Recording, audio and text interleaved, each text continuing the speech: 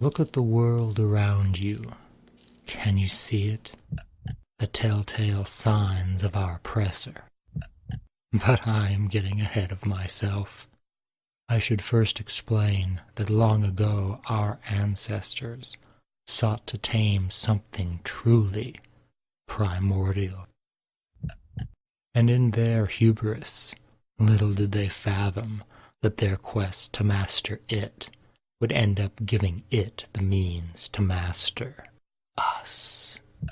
And now it is with us, always, dictating when we rise and sleep, work and play, setting the tempo for our very lives.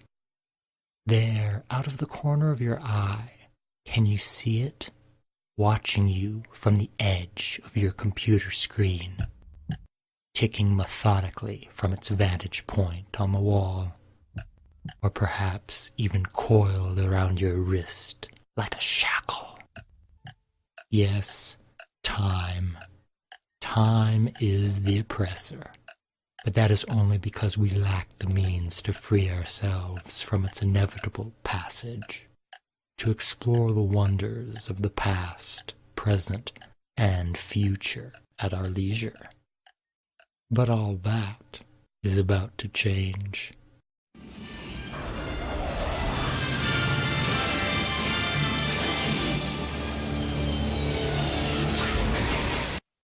Greetings, good storytellers. I am the Artful Narrator, and it is my privilege to welcome you to learning the tropes of writing. Now, odds are that you have experienced a time travel tale or two in your lifetime, and may even be interested in writing one yourself. If so, then I commend you on your excellent taste, for some of my favorite stories feature time travel. However, narratives in this genre run the gambit from being, on one hand, heavily rooted in the logical trappings of science fiction, and, on the other hand, rife with the preposterous and imaginative absurdities of fantasy. Behold, the world's first time machine!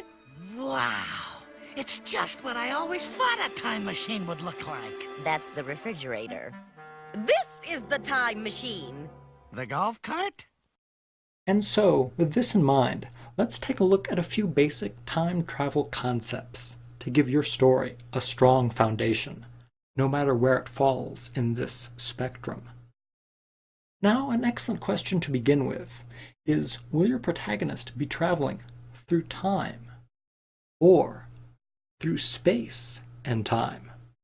The latter is needed if you want to take your protagonist from modern-day England and whisk her off on a globe-trotting adventure to Pompeii in ancient Rome.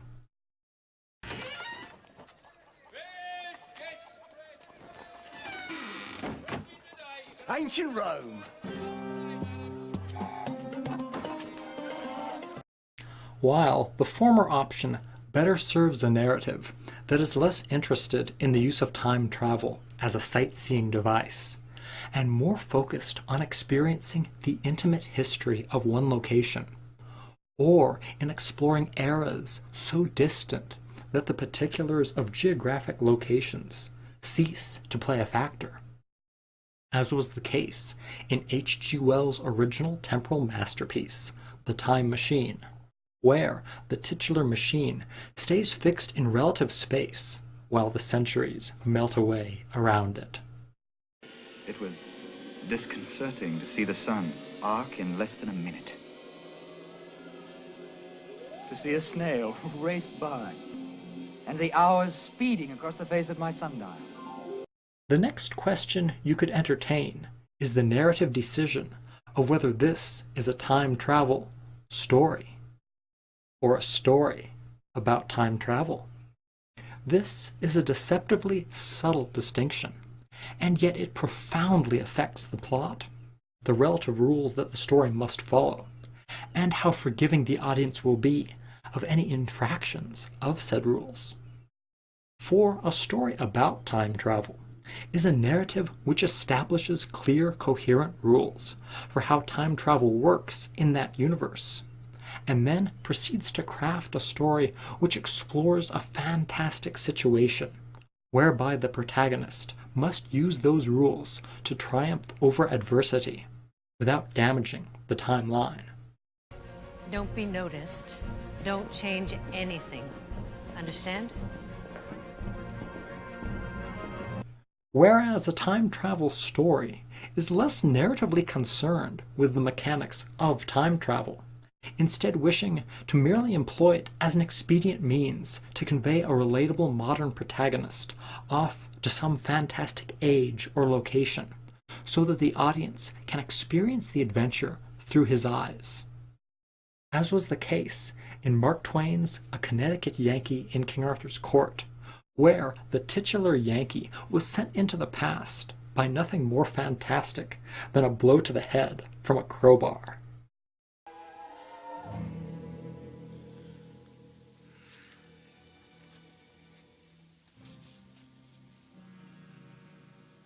Monster, will you battle?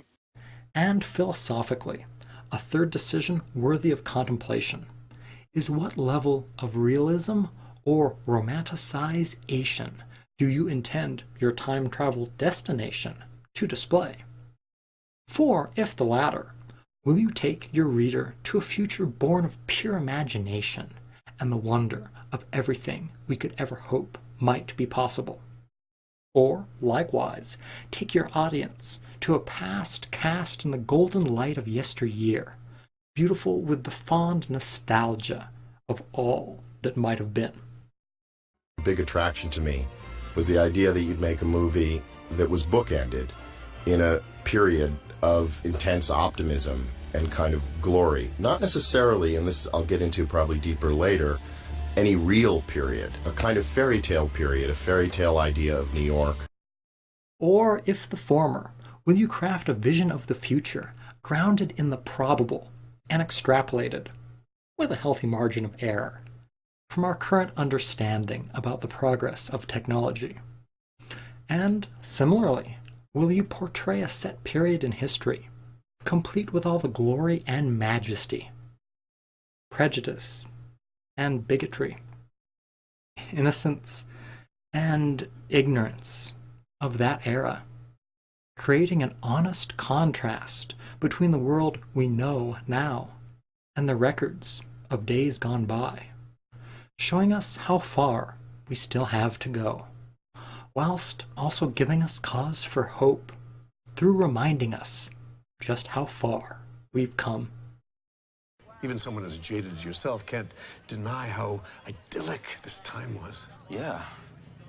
If you're white. And a man. And straight. And... Okay, I get the point. When viewed through an introspective lens, time travel holds a special significance for humanity. And certainly, for me personally. Because it is a uniquely human thing to spend comparatively little time in the present moment. Our minds frequently caught between the hope and anxiety for the future, and the fond memories and painful regrets of the past. And thus, it is little wonder that we should be fascinated by the prospect of time travel, being, as we are, natural time travelers, in mind, if not in body. Sure, and I hope you're considering the future, Mr. Eastwood. I think about it all the time. But even with all the questions and ideas that I've raised in this video, know that they only represent but a fraction of the many wondrous and perilous choices that time travel narratives can entail. So look forward to many more videos on this topic in the future. But until then, thank you very much for watching. I hope that this video has been informative, or at the very least, a pleasant diversion.